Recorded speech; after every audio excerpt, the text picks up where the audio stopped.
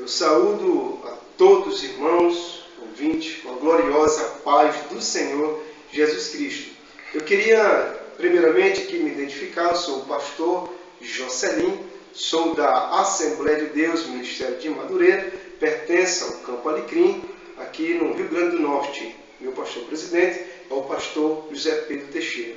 Eu queria, em alguns comentários, vocês que vão realmente ficar aqui me acompanhando, eu tenho, através do Senhor Jesus, mensagens abençoadas, mensagens lindas, mensagem que veio realmente do céu para nós, para que a gente possa se alimentar ainda mais das verdades do Senhor Jesus de Nazaré. Eu conheci o Senhor Jesus alguns anos atrás, realmente depois de uma tremenda revelação. Eu era incrédulo, não acreditava no Evangelho, e Ele mesmo me visitou através de um grande sonho e me disse que ia explicar toda a verdade, ia me convencer dessa verdade, e um dia eu ia servir a Ele. E isso se cumpriu poderosamente na minha vida, e hoje eu amo a verdade do Senhor Jesus de Nazaré. Uma pessoa que ria, que mangava, não acreditava, hoje passa a ser um grande amante da verdade do Senhor e um grande admirador das verdades do Senhor Jesus. E em meio a essas verdades, irmãos, eu quero chamar a atenção de algo tremendo que está acontecendo no meio dos evangélicos. Por não interpretar a Bíblia direita, por não conhecer realmente as Escrituras Sagradas do jeito que está escrito, muitas pessoas estão se perdendo até mesmo quando se fala em bebida fermentada, quando se fala em vinho. Eu quero dizer para você que no suco de uva, onde realmente estão se tomando na Santa Ceia, naquela garrafa existe ali uma grande seta, uma seta diabólica, uma seta realmente que eu quero revelar para você, que talvez você ainda não percebeu, que talvez você ainda não despertou para isso. Todo o suco da uva, todas aquelas garrafinhas que a gente compra para dar Santa Ceia na igreja, você vai ver lá no rótulo aquela frase que diz o seguinte: suco de uva. Mas verdadeiramente eu quero dizer para você que ali é uma seta diabólica. Naquela garrafinha, naquele rótulo, não era realmente para estar escrito suco de uva. Por que que você pode até me questionar? Por que, pastor? Por que que não era para estar escrito suco de uva? Olha bem, eu quero dizer para você o seguinte: na Bíblia Sagrada, a palavra vinho, ela está ligada ao vinho fermentado como ao vinho não fermentado. Lá em Israel, totalmente na palavra de Deus, você não vai encontrar realmente a diferença do suco e do vinho. Geralmente a Bíblia fala em vinho. E o que está acontecendo realmente no meio dos cristãos, no meio dos evangélicos? Eles estão se perdendo na Bíblia, totalmente se perdendo, e aí estão tomando até o vinho embriagante e usando a Bíblia Sagrada como regra para se defender e dizer que pode tomar o vinho embriagante. Depois dessa seta que está no rótulo do suco da uva, essa seta contaminou. Por que contaminou?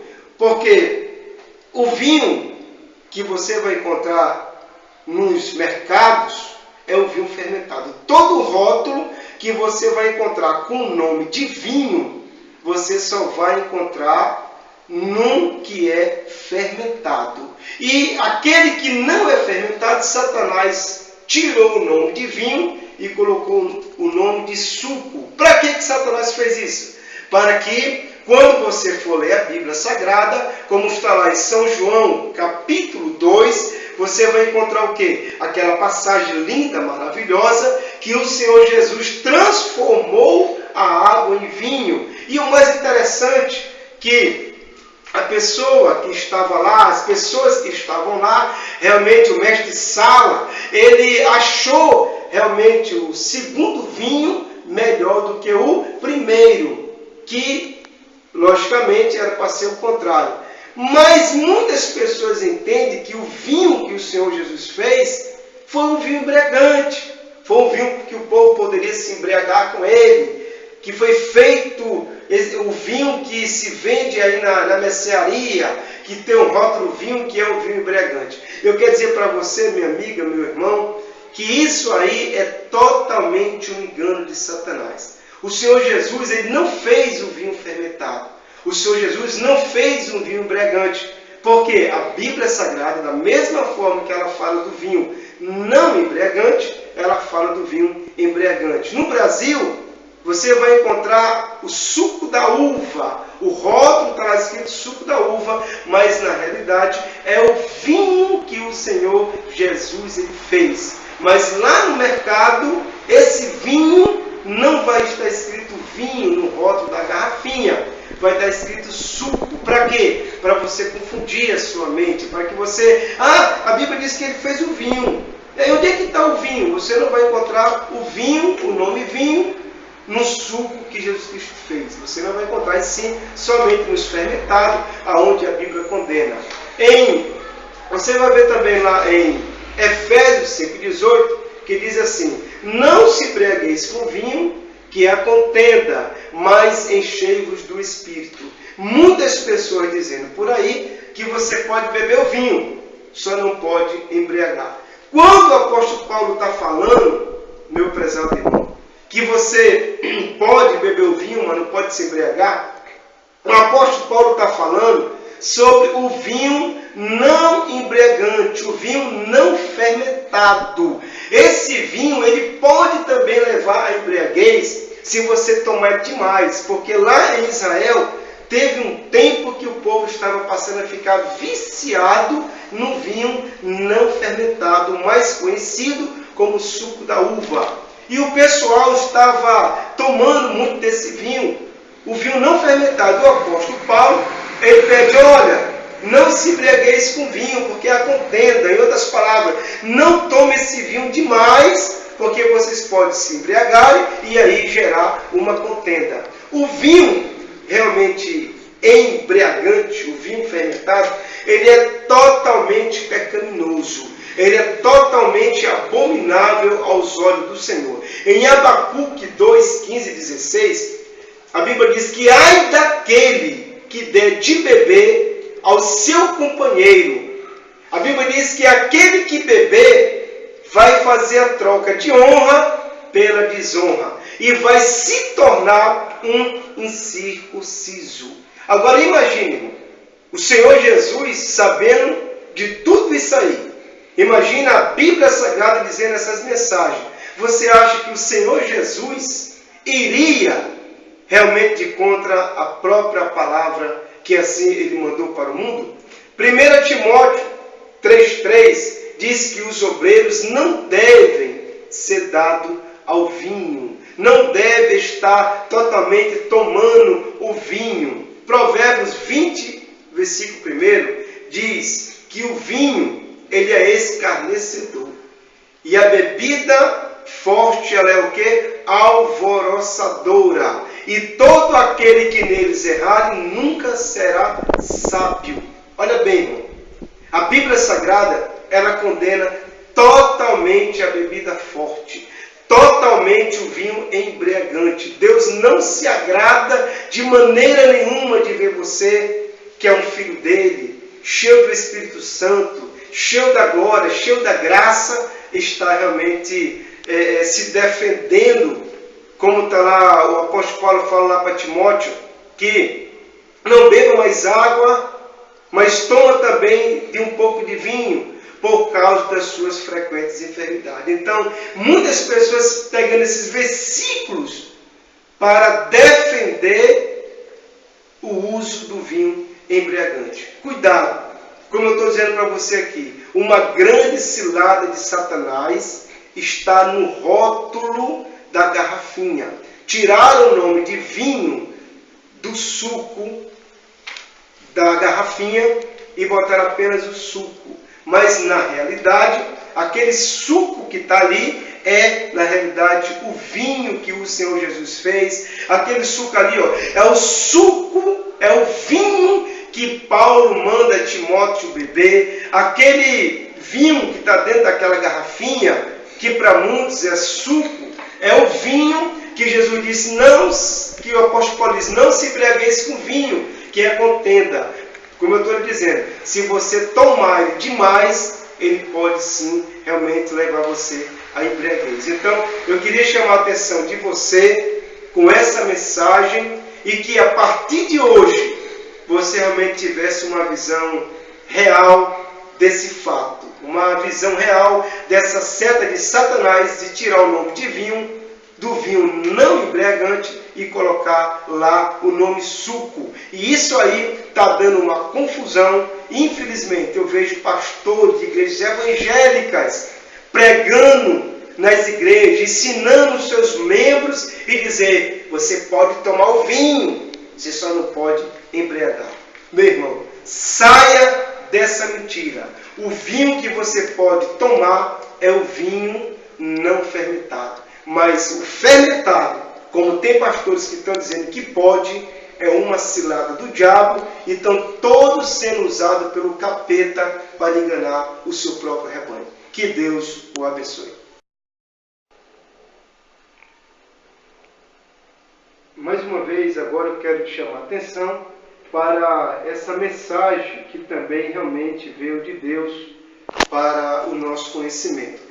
Eu quero falar sobre a questão da Eva, de Adão, onde eu escuto realmente muitas pregações que falam que a Eva teve filho antes de pecar, que a Eva passou a ter filho depois com mais dores ainda, que antigamente ela tinha filho sem ser com dor, aquela coisa toda. Aquela coisa de quem realmente não examina a Bíblia, de quem realmente não conhece realmente a Bíblia direito e vai pregar realmente coisa errada por aí. E muitas vezes, muitas pessoas acreditando e se perdendo com a própria Bíblia na mão. Nós que somos servos de Deus, nós não podemos fazer isso, não podemos se perder com a Bíblia em nossa mão. Porque a Bíblia Sagrada, ela é um livro que tem de ser revelado para todos nós. Agora, muitas vezes, num pequeno detalhe, você se perde, e muitas vezes pessoas teólogas, pessoas de anéis, pregando errado. Eu não tenho nada contra teologia, mas eu tenho contra realmente os ensinamentos errados. Primeiramente, eu quero aqui dizer para você sobre a questão da Eva. Eva, a Bíblia Sagrada, ela deixa bem claro que Eva, antes de pecar, ela era virgem. Está me ouvindo direitinho aí? Olha bem. A Eva, antes de pecar, ela não tinha tido relação sexual com Adão. Esse negócio que eles ficaram juntos, um bocado de não sei quantos anos, 1000 anos, Adão sozinho. Depois Eva veio e ficaram não sei quantos anos juntos sem pecar. Aquela coisa toda, tudo isso não bate com a Bíblia. Por que não bate com a Bíblia? Primeiramente, a natureza era perfeita. Adão era perfeito. Eva era perfeita. Imagina eles tendo caso sexual, os dois juntos, e cadê esses filhos? Onde é que estão esses filhos que realmente nasceram de uma relação sem ser uma relação pecaminosa? Não existe. Primeiro ponto. A Eva realmente só teve filho depois do pecado. E que o filho mais velho realmente foi Caim. Então, meus amigos e meus irmãos, a Bíblia Sagrada diz que depois que eles pecaram, diz o versículo 1 do capítulo 4, e conheceu Adão a Eva, sua mulher, e ela concebeu e teve Caim. Quando a Bíblia fala de conheceu, a Bíblia está falando da primeira vez que teve um ato sexual, da primeira vez que houve realmente uma relação sexual entre aquele casal.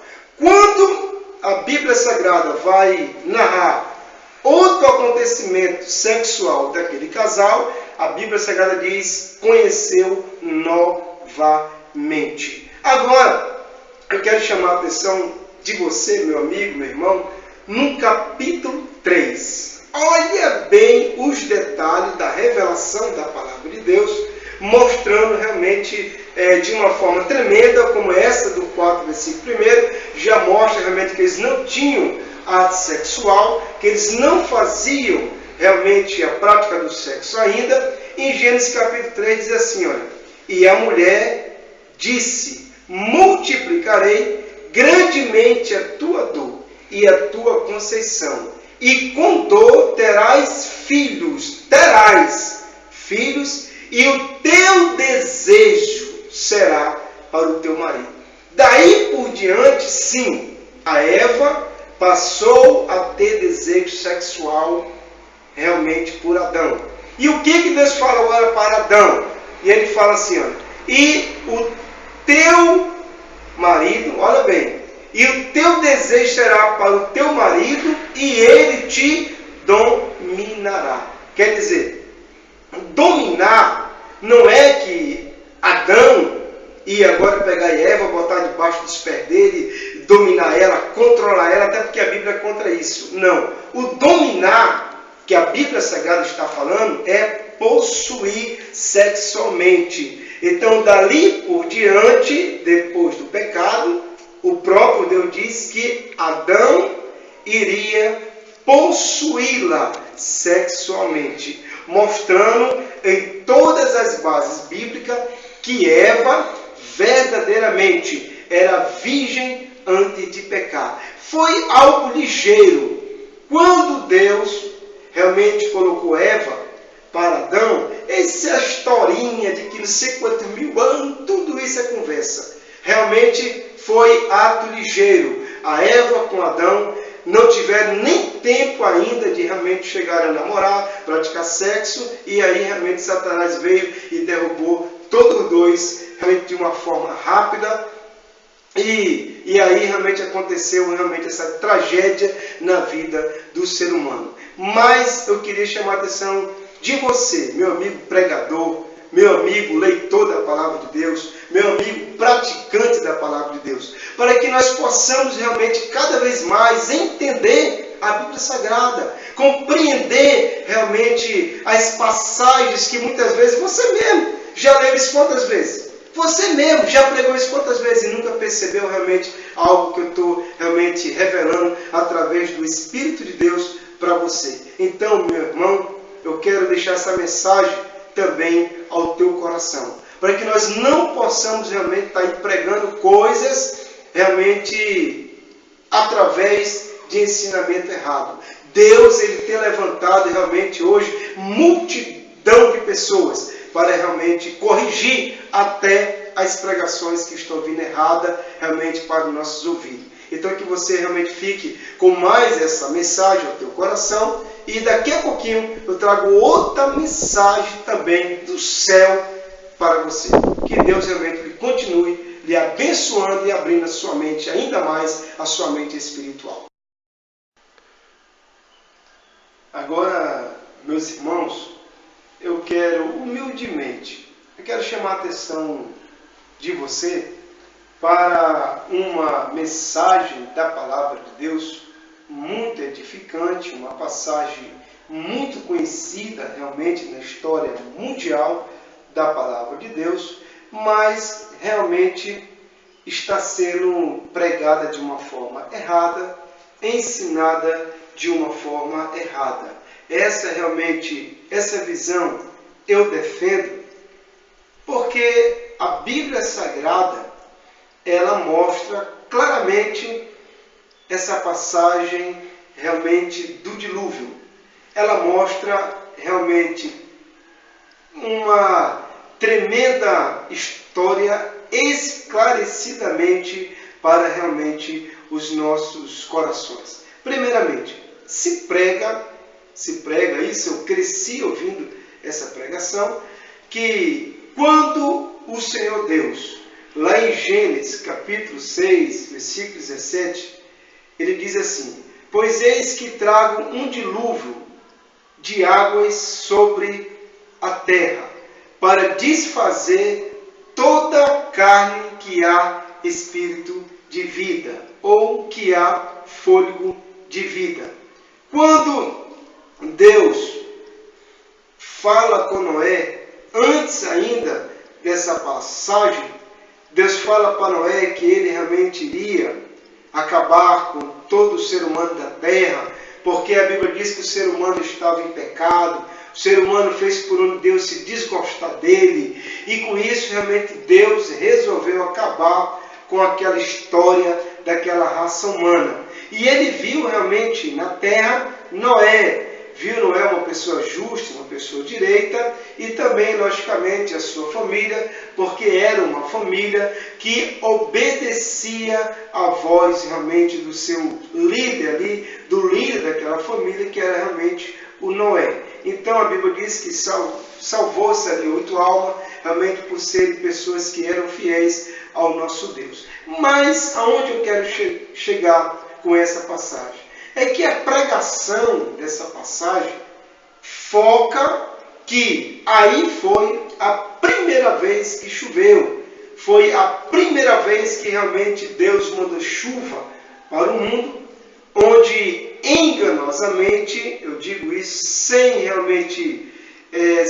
dúvida nenhuma, onde enganosamente os pregadores realmente se atrapalham. Por que eles se atrapalham com isso aí? Aí a Bíblia está falando realmente de dilúvio, uma chuva que iria passar 40 dias, e a Bíblia narra que foi uma chuva que veio para o mundo inteiro. Hoje, irmão, se chove na capital, vários municípios realmente não estão chovendo. Por quê? Porque a chuva realmente ela não chove em todo lugar ao mesmo tempo, em todo o estado geralmente ao mesmo tempo, quanto mais em todo o mundo. E a passagem que realmente fica aí marcante, que as pessoas realmente não acreditavam no que Noé pregava, não era que iria chover, como muitos realmente pregadores pregam, que foi a primeira vez que Noé tinha de convencer o povo que ia chover lá de cima agora, pela primeira vez. Isso na Bíblia Sagrada não existe. Onde ele se atrapalha? Lá em Gênesis, capítulo 2, o versículo 5 e 6 diz assim. Preste bem atenção nesse versículo, onde realmente dá toda essa confusão, e vários pregadores pentecostais, neopentecostais e também não pentecostais, eles se atrapalham, se perdem completamente, simplesmente pelo versículo que a Bíblia está esclarecendo realmente o tempo que não chovia, porque que não chovia. Somente, olha só o que diz esse versículo. Olha bem, Gênesis capítulo 2, versículo 5 ao 6 diz assim, toda planta do campo ainda não estava na terra. Primeiro ponto, era um período que não se tinha ainda todas as plantas na terra. Primeiro ponto, e a Bíblia diz, e toda a erva do campo ainda não brotava. Outro ponto aí, as ervas ainda não brotavam. Primeiro, não tinha toda a planta ainda na terra, e as poucas ervas que tinham, elas não brotavam. A Bíblia diz assim, porque ainda o Senhor Deus não tinha feito chover sobre a face da terra, e não havia homem para lavrar a terra. Presta bem atenção. Olha bem, o mundo não tinha sido ainda realmente, totalmente ainda trabalhado nesse período que não tinha chuva. A Bíblia diz que Deus ainda não tinha feito nenhum homem para lavrar a terra. Porque se você for olhar lá na Bíblia, a Bíblia diz o quê? Que Adão, ele foi colocado para guardar o jardim do Éden e também para lavrar o jardim do Éden. O que é lavrar? É cuidar, trabalhar. Então Deus não ia de maneira nenhuma fazer uma nação vagabunda, que não trabalhasse, que não fazia nada. Essa questão aí de dizer que Deus fez o homem para ser preguiçoso, vagabundo, sem trabalhar, é outra conversa fiada. Adão foi feito para cuidar do jardim e para lavrar o jardim, cuidar realmente, limpar o jardim, tirar as frutas podres, e enfim, trabalhar no jardim. Agora, escute só, quando a questão da chuva, a Bíblia diz que nesse período aí, realmente não chovia, quando nem existia Adão, quando nem existia todas as plantas na terra e nem as ervas ainda brotavam. Então a Bíblia diz que nesse período Deus fazia subir um vaporzinho, porém esse vapor subia da terra e regava toda a face da terra. Aí é outra questão. Nesse tempo, meu amado, a natureza estava totalmente abençoada, a natureza ainda estava diretamente ainda na operação divina, nos cuidados diretamente de Deus. Então aí, Deus realmente pegava ali a terra, fazia ali aquele vaporzinho, que muitos dizem que era um vaporzinho que vinha do alto, a Bíblia diz que vinha da terra, uns defendem que vinha do alto, era uma neblinazinha, e ali realmente regava a terra, como se alguém estivesse ali cuidando realmente de um gramado, de uma plantaçãozinha, para não deixar ali secado uma vez. Mas, logicamente, meu amado, meu irmão, que logo depois que Adão foi feito, olha o que diz o versículo 16. E ordenou Deus ao homem, dizendo: de toda a árvore do jardim comerás livremente. Quer dizer, quando Adão foi feito, Deus entregou para Adão a natureza perfeita. Daí por diante já tinha as árvores do jardim, as plantas já tinham alimento, já tinham comida, realmente ali para Adão se alimentar. E com certeza Adão, a Bíblia diz que ele foi feito para lavrar realmente a terra. Então a Bíblia diz que não tinha nem homem para lavrar a terra quando não chovia. Agora eu lhe faço uma pergunta bem clara e objetiva. Adão morreu com 930 anos. Noé, quando ele foi realmente ali procurado por Deus para revelar sobre a questão do dilúvio, Noé tinha 500 anos. Quando o dilúvio veio, Noé tinha 600 anos. Agora me responda, qual é a geração que vai sobreviver esse tempo de ano, somando aí apenas a idade de Adão com Noé, você já vai ver tantos anos que dão aí. Imagine esses anos todinho sem chuva, como realmente estaria o ser humano na face da terra. Será que você passaria, meu amigo?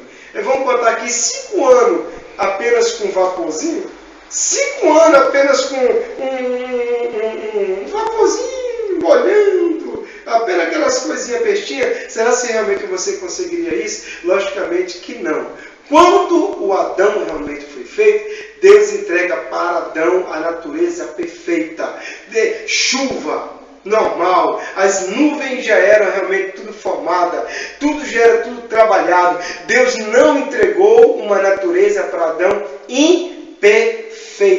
A natureza era perfeita, a Bíblia diz que a natureza com certeza era boa, era perfeita, era abençoada por Deus. E a questão do vapor, muito menos antes de Adão ter sido feito e todas as plantas realmente serem feitas. Aí é outro detalhe. Mas pegar essa passagem aí e jogar lá para Gênesis, lá no Gênesis que eu estou falando no capítulo 6, jogando ali para Noé, emendando tudo, aí vocês estão completamente perdidos com essa pregação, dizendo que Noé pregava que ia chover a primeira vez. A pregação de Noé, meu amado, que era 40 dias de chuva. Até hoje, no dia de hoje, se você for pregar isso, dizer porque vai ter 40 dias de chuva no mundo todo, não vai ter ninguém que trabalhe com previsão que vai acreditar numa chuva tão exagerada dessa, além de ser 40 dias e 40 noites, no mundo todo, que isso só aconteceu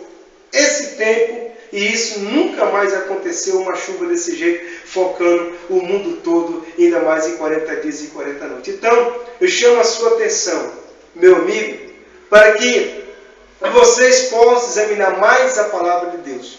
Que essa pregação aí, realmente botando o dilúvio como o primeiro dia que choveu na face da terra, é uma pregação totalmente equivocada, é uma pregação totalmente sem lógica, porque imagina o Egito.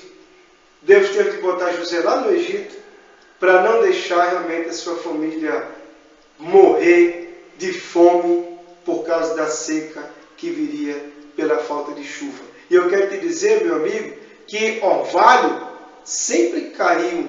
Orvalho, hoje em dia, continua caindo. Se você deixar o teu carrinho lá, dormindo fora de casa, como se diz a palavra popular, o seu carro vai chegar cheio de orvalhozinho. Esse mesmo orvalhozinho que caía lá sobre as plantazinhas antes de Adão. E isso aí não dá sobrevivência para ninguém. Então, quero te dizer que, realmente, sem nenhuma dúvida, quando Adão foi feito na terra, chovia, e chovia uma bênção, uma maravilha, e não foi lá no dilúvio a primeira vez que choveu. Uma pregação errada, equivocada, que está na hora de realmente pregar a verdade do jeito que está na palavra de Deus. Eu queria chamar você agora, eu deixei para você esses 3 temas importantes, e eu queria agora chamar você para fazer uma oração comigo. Uma oração realmente é onde eu creio que o Espírito Santo vai continuar abençoando vidas, mudando vidas e realmente trazendo a pura verdade aos nossos corações. Senhor meu Deus, Senhor meu Pai, na Tua presença, meu Deus e meu Senhor, eu entrego, meu Pai, essas pessoas, meu Deus, que assim estão acompanhando, meu Deus, neste momento, esta palavra, este ensinamento. Meu Deus e meu Senhor, venha mudar as vidas, venha trazer, Senhor, vidas, meu Pai, para o Teu reino, venha salvar, venha libertar, que a Tua verdade venha estar no coração de cada pessoa, meu Pai. Abençoa poderosamente a vida de cada um, que todos, meu Deus, que estão assim ouvindo, venham ser abençoados pela Tua palavra, em nome do Senhor Jesus de Nazaré. Amém? Então, que Deus continue abençoando. Eu quero chamar a sua atenção, porque logo depois nós vamos estar trazendo outras mensagens realmente edificantes, maravilhosas, que vai lhe ajudar ainda mais a conhecer a verdade. Fica conosco e Deus vai continuar te abençoando. Muito obrigado.